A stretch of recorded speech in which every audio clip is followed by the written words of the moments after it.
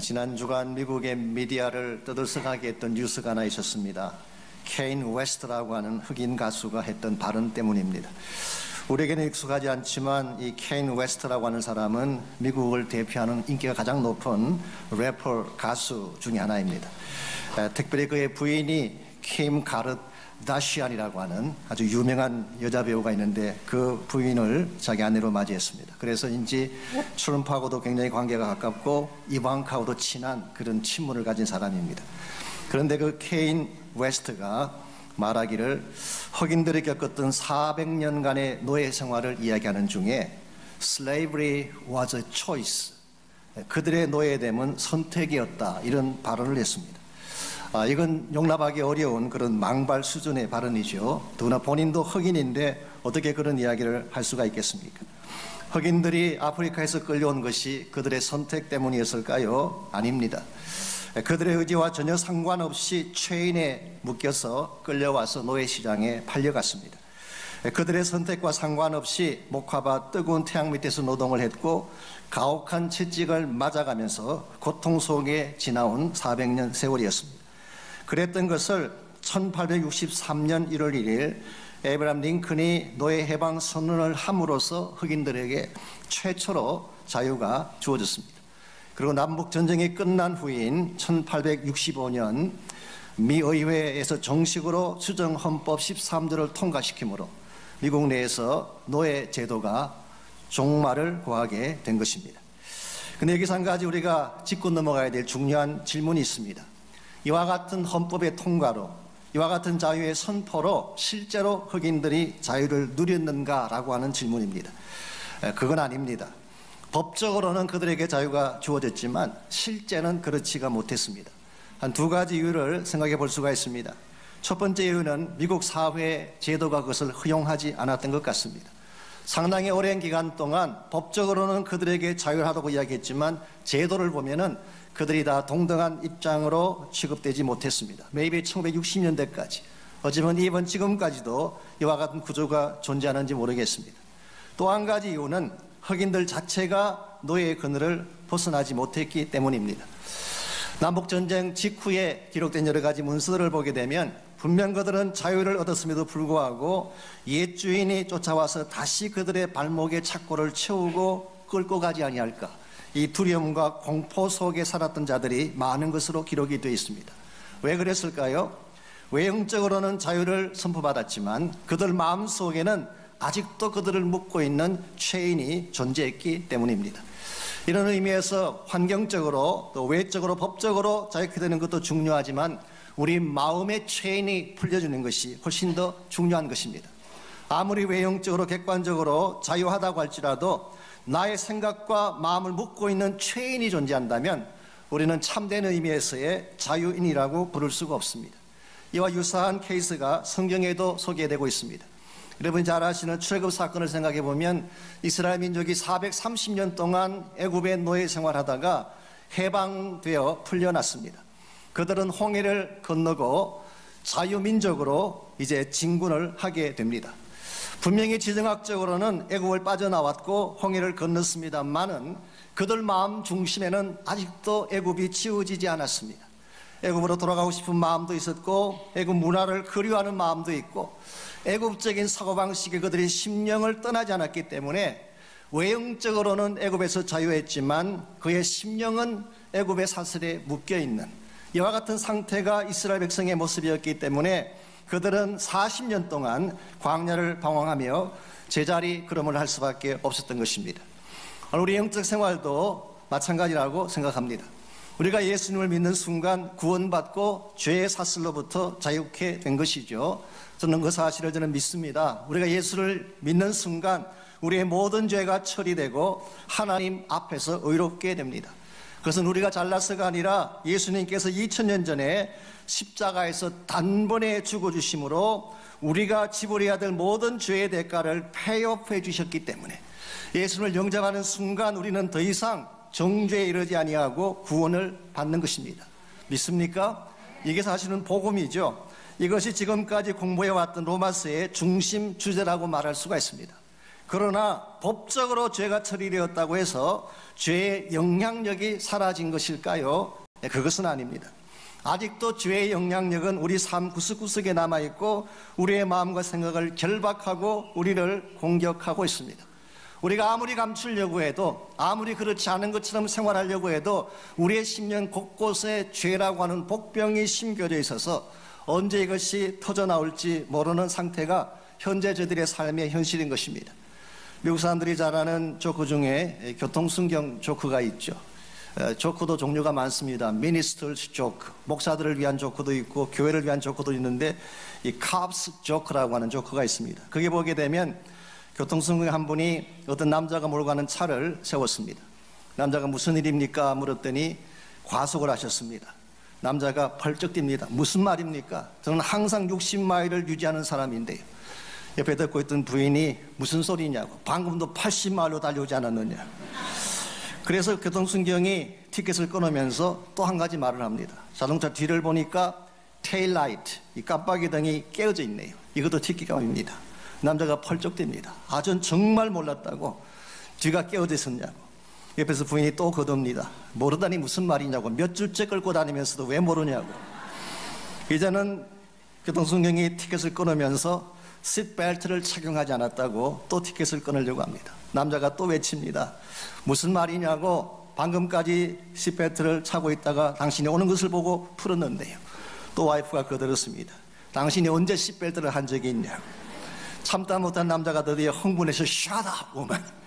제발 좀 조용해, 당신. 그때 이 교통순경이 부인에게 물었습니다. 당신 남편이 항상 저런 식으로 대답을 하십니까? 부인이 말하기를 아닙니다. 꼭 술에 취했을 때만 저럽니다. 결국 음주운전 티켓까지 받게 된 것입니다. 이 광경을 뒤에서 쭉 지켜보고 있던 장모님이 마지막으로 한마디를 더 던지셨습니다. 그래서 내가 뭐라 그랬니? 훔친 차는 끌고 나오지 말자고 하지 않았는가. 갈수록 점점 깊은 죄악으로, 죄악의 수렁으로 빠져들어가는 이 모습. 여러분, 죄라고 하는 것은 감춘다고 사라지는 것이 아닙니다. 변명하며 회피한다고 해서 지나가는 것이 아니라 하나님 앞에서 바르게 다루어야 하는 것입니다. 바르게 다루지 아니하면 어떤 죄악도 그냥 사라지지 아니하고 결국은 그것이 올무가 되어서 우리를 넘어지게 하고 우리를 무너지게 만드는 것입니다. 여러분의 삶 가운데도, 저의 삶 속에도 아직도 우리를 틈틈이 공격하는, 우리를 결박하기를 원하는 죄의 사슬들이 있습니다. 그래서 기회만 생기면 그 죄가 우리를 공격해서 옛 생활로 돌아가게 만들려고 하는 영적 현실. 여러분, 이 사실을 바로 인식해야지 하나님 앞에 바로 사는 법을 배울 수가 있습니다. 어떤 사람은 정욕이라고 하는 복병 때문에 인생을 망가뜨리기도 하고, 탐심이나 허영심 때문에, 거짓 때문에, 쾌락 때문에, 유혹 때문에, 심지어는 과거에 그의 마음속에 깊이 뿌리내렸던 선풀이나 상처 때문에 앞을 향해 전진하지 못하고 죄의 사슬에 얽매여 살아가는 인생들을 많이 볼 수가 있습니다. 그 케이스가 어떤 케이스든 우리의 마음을 묶고 있고 우리의 삶을 묶고 있는 죄의 사슬은 반드시 끊어야 되고, 이것을 끊어버릴 때 하나님이 기뻐하시는 새 삶으로 전진해 나아갈 수가 있습니다. 어떻게 할 때 우리의 마음을, 우리의 삶을 얽어매고 있는 죄의 사슬을 깨뜨리고 하나님이 정말 기뻐하시는 영광된 새 삶으로 나아갈 수가 있을까요? 오늘 같이 읽은 이 본문에 보시면은 구원받은 자가 어떻게 하면 변할 수 있는가에 대한 교훈이 기록되어 있습니다. 즉, 칭의를 받은 자가 어떻게 하면 더 거룩한 성화의 단계로, 거룩한 삶의 단계로 나아갈 수 있는가에 대한 비결이 오늘 본문에 기록된 내용입니다. 오늘 본문 전체를 살펴보시게 되면 중요한 동사가 3개가 나오는데, 이 3개 동사를 하나씩 묵상해 보면 죄의 종노릇에서 벗어날 수 있는 비결을 발견할 수가 있습니다. 먼저 간단하게 정리해드리면 9절 말씀 보시면 알미로다라고 하는 단어가 나오죠. To know something, 뭔가를 알아야 됩니다. 우리가 알아야 될 것을 알 때 죄를 벗어날 수 있는 것입니다. 두 번째로 11절에 보게 되면 여길지어다라고 하는 표현이 나옵니다. To consider 혹은 count 혹은 appreciate, 우리에게 주어진 어떤 진리를 알고 받아들인 후에 누릴 것을 말하는 것입니다. 세 번째로 13절에 보시면은 드리라라고 하는 표현이 나옵니다. To present. 이 드리라는 이 말은 사실은 yield하라, submit하라, 포기하고 나를 내어드리라, 그런 뜻을 가지고 있습니다.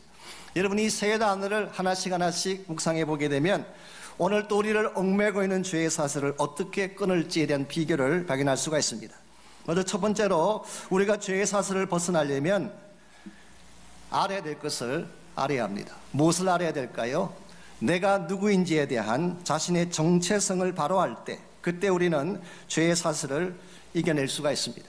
찰스 라이드라는 분은 이것을 Positional Truth, 우리의 위치에 대한 진리라 그렇게 표현하기도 했습니다마는, 오늘 8절과 9절을 보시게 되면 우리가 그리스도 안에서 어떤 존재인가, 나의 정체성이 무엇인가에 대한 소개가 두 가지 측면에서 설명되고 있습니다. 먼저 8절 말씀 보겠습니다. 만일 우리가 그리스도와 함께 죽었으면 또한 그와 함께 살 줄을 믿노니. 여기서 중요한 단어는 함께라고 하는 단어입니다. 지난주에도 소개해드린 것처럼 함께라는 이 단어는 뗄래야 뗄 수 없는 한몸된 관계를 설명하는 것입니다. 특별히 예수님과 우리의 관계가 뗄래야 뗄 수 없는 사랑의 관계라는 것을 표현하고 있습니다. 여러분과 제가 이 사실을 먼저 인식해야지 여러분이 죄를 이겨낼 수가 있습니다. 우리가 예수님을 믿는 순간 여러분은 더 이상 여러분 하나만의 존재가 아니라 여러분을 지극히 사랑하시는 그리스도와 한 몸이 된 것입니다.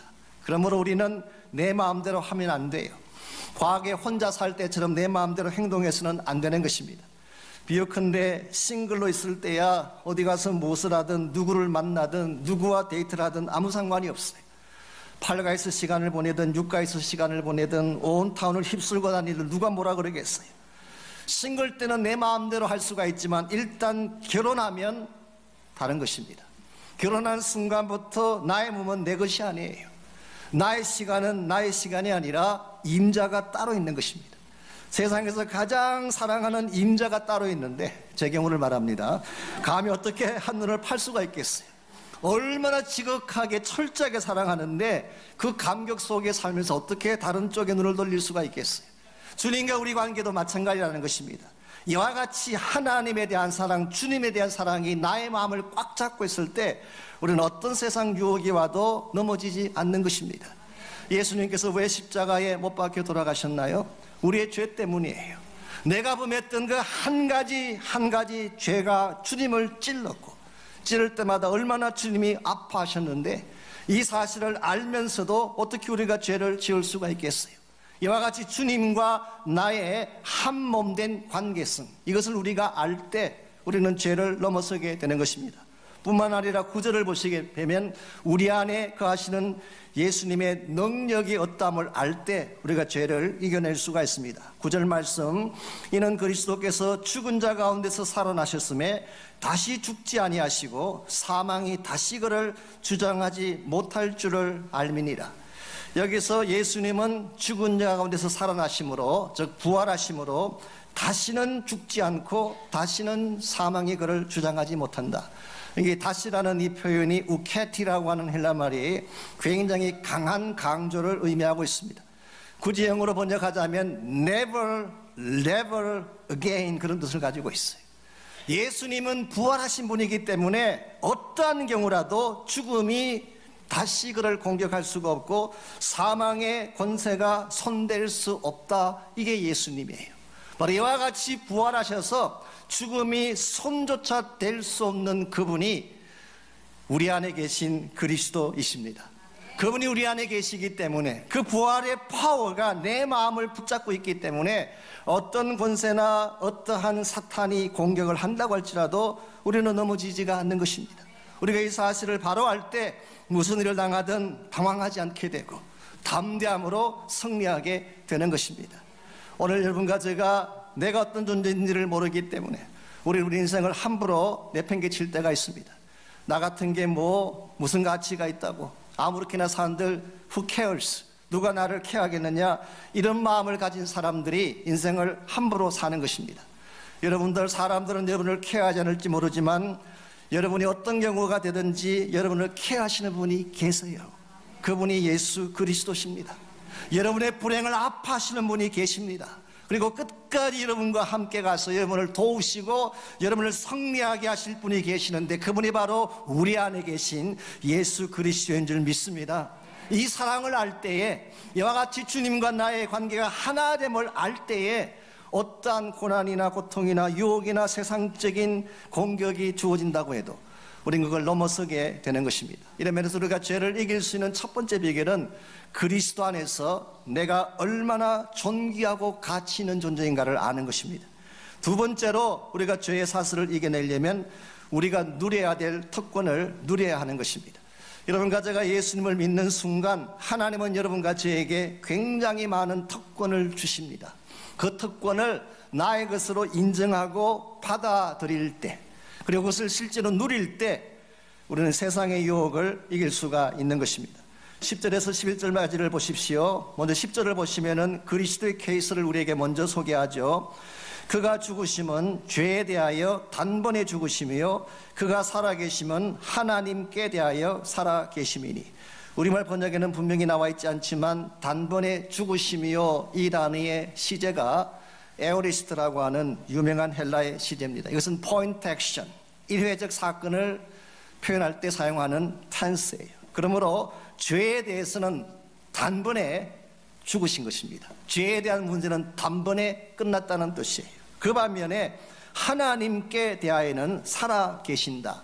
이것은 present tense입니다. 하나님과의 관계에 있어서는 영원히 살아계신다. 이것이 예수님의 케이스인데 11절 말씀 보시면 이와 같은 예수님의 케이스를 오늘 우리에게 적용하고 있습니다. 11절, 이와 같이 너희도 너희 자신을 죄에 대하여는 죽은 자요 그리스도 예수 안에서 하나님께 대하여는 살아있는 자로 여길지어다.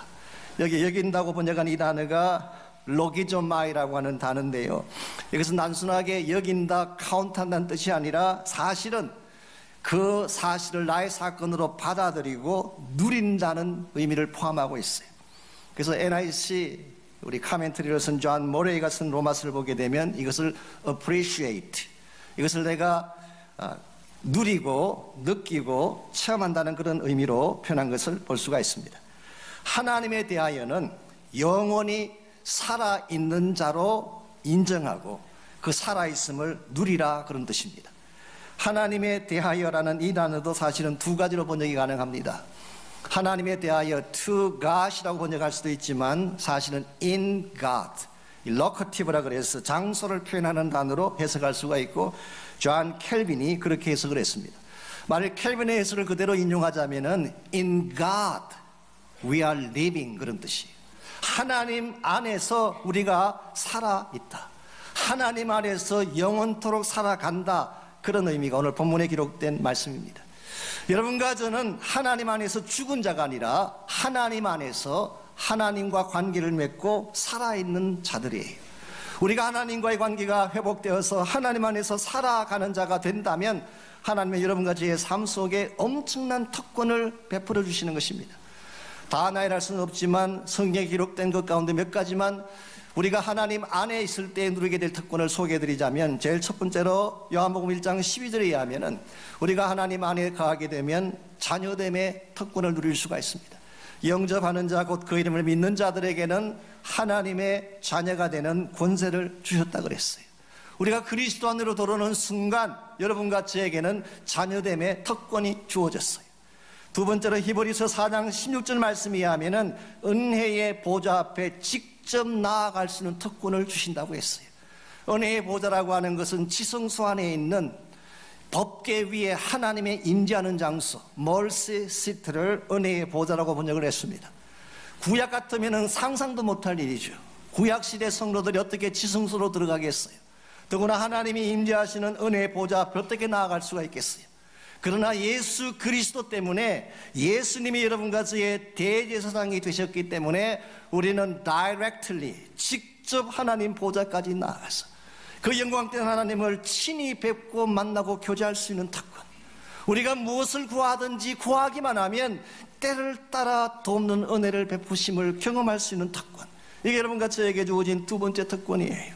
세 번째로 마태복음 28장 18절에서 20절에 보게 되면 1차적으로는 이것은 예수님께 먼저 주어진 특권입니다마는 하늘과 땅의 모든 권세를 주셨어요.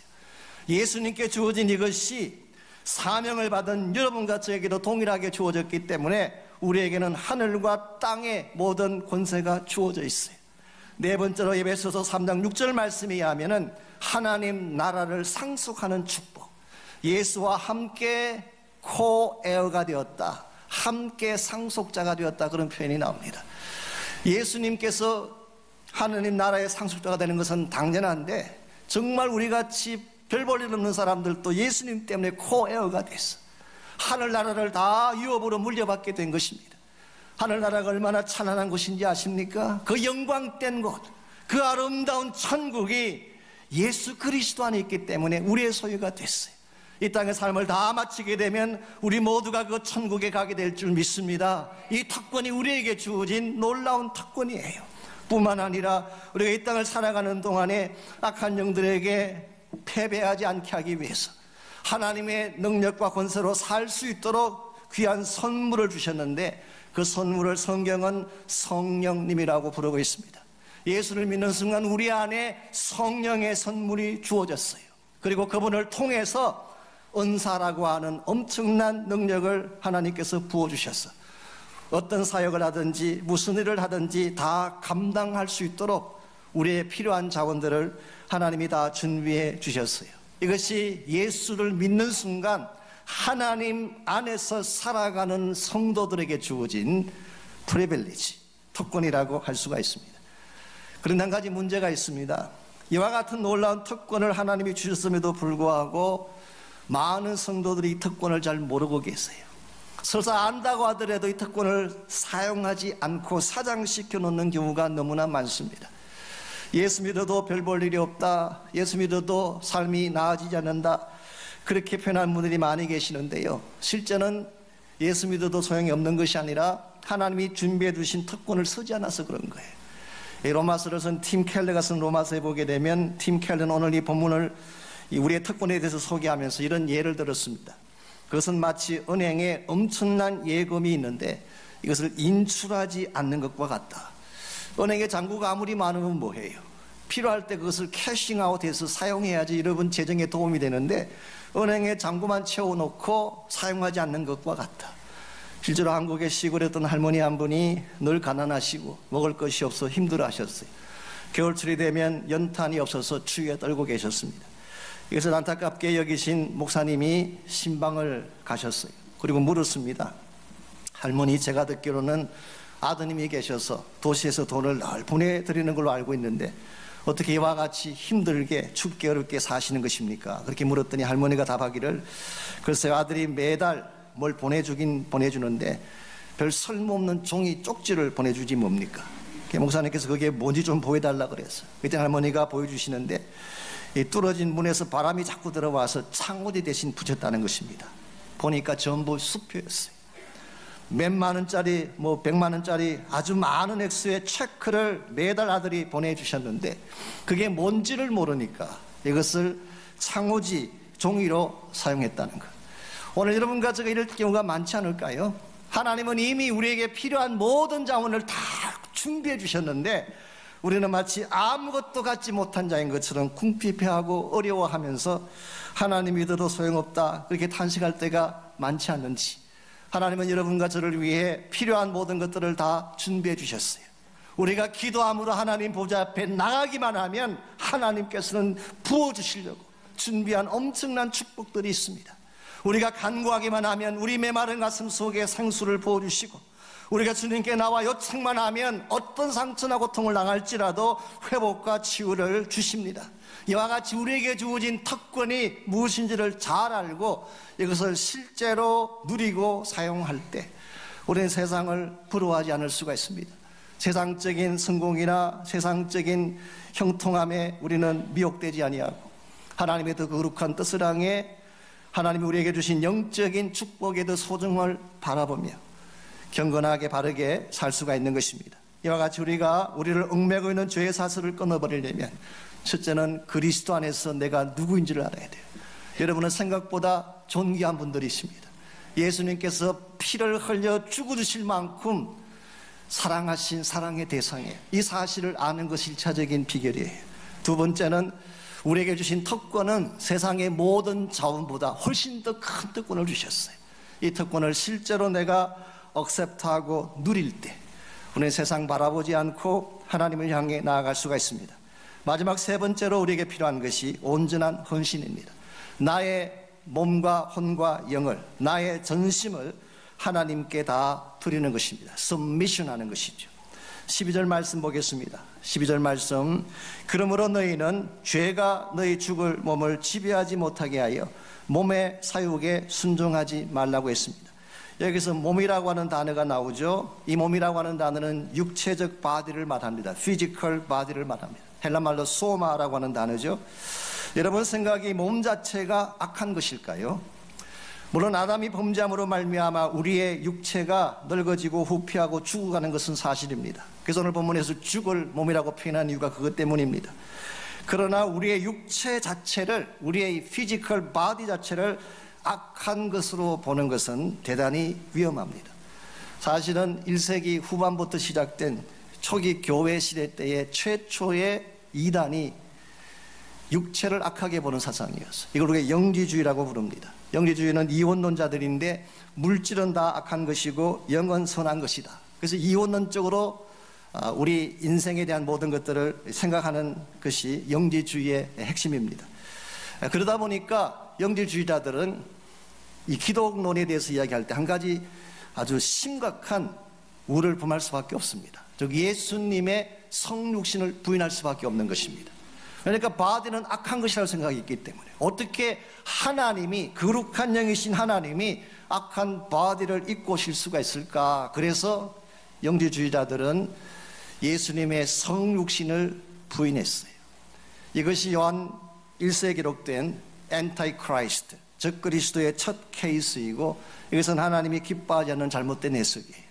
그래서 초대교회 사람들 가운데 어떤 사람들은 육체는 악한 것이기 때문에 학대해야 된다. 그래서 금욕주의를 행하고 육신을 학대하는 그런 일들을 많이 했어요. 이것은 성경이 말하고 있는 바른 진리가 아닙니다. 우리 피지컬 바디 자체가 악한 것이 아니라 진짜 문제는 다른 데 있어요. 여러분 12절 하반부를 다시 보십시오. 몸의 사욕에 순종하지 말라고 했습니다. 몸 자체가 악한 게 아니라 몸 안에 있는 사욕, 이 사욕이라는 단어가 에피투미아라고 하는 단어인데 사실은 sinful desire, 죄성을 말하는 것입니다. 죄성 혹은 정욕이라고 번역하기도 합니다. 갈라디아서 5장 17절에서는 이것을 육체의 소욕이라고 번역하기도 했어요. 우리의 바디 자체는 사실은 도구예요.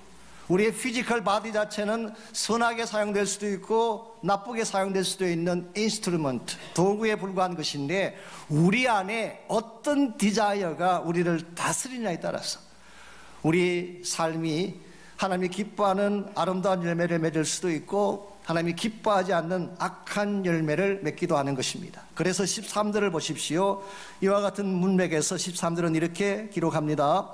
또한 너희 지체를, 여기 지체라는 말은 우리 몸과 같은 뜻입니다. Members of the body, 우리 몸의 지체, 너희 지체를 불의의 무기로 죄에게 내주지 말고 오직 너희 자신을 죽은 자 가운데서 다시 살아난 자 같이 하나님께 드리며 너희 지체를 의의 무기로 하나님께 드리라. 여기서 우리 몸의 지체, 우리 바디라고 하는 것은 일종의 도구예요. 옛날 번역에서는 병기라고 했습니다. 인스트루먼트. 우리의 이 몸은 우리 안에 누가 지배하느냐에 따라서 이 몸이라는 도구는 선한 도구가 될 수도 있고 악한 도구도 될 수 있는 것. 예를 들어서 칼이 의사의 손에 들려 있을 때는 사람의 생명을 고치는 도구가 될 수가 있습니다. 근데 동일한 칼이 강도의 손에 들렸으면 어떻게 될까요? 사람을 죽이는 살인의 무기가 되는 것입니다. 우리의 바디 안에 누가 우리의 마음을 다스리고 있느냐, 여기에 따라서 의의 무기로 쓰임받을 수도 있고 불의의 무기로 쓰임받을 수도 있다는 사실. 고린도서 6장 19절에서 20절은 이것을 좀 더 극명하게 설명을 했습니다. 너희 몸은 너희가 하나님께로부터 받은 바 너희 가운데 계신 성령의 전인 줄 알지 못하느냐. 즉 우리의 몸을 성령의 전, 성령의 템플이라고 그렇게 설명을 했습니다.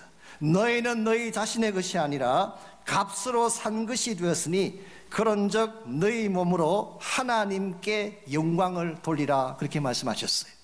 우리에게 주어진 육체라고 하는 것, 우리에게 주신 몸이라고 하는 것은 하나님의 성령께서 거하시면 성전이 되지만, 나의 육체 안에 내 자아가 자리 잡게 되면, 나의 플래시가, 나의 육신적 소욕이 자리 잡게 되면 내 몸 자체가 죄의 도구가 되어서 하나님이 기뻐하지 않는 악한 열매들을 맺는 것입니다. 갈라디아서 5장 19절에서 20절에 21절까지 보면 사도 바울은 굉장히 많은 육체의 소욕이 나는 열매들을 나열했어요. 음행과 호색과 분쟁과 시기와 분냄과 술 취함과 방탕함과 이번 살인과 파괴까지, 이런 의미에서 나의 몸을 누구에게 드리느냐가 굉장히 중요한 것입니다. 여러분에게 주어진 여러분의 몸, 여러분의 마음, 여러분의 생각을 여러분 누구에게 드리고 있는지요?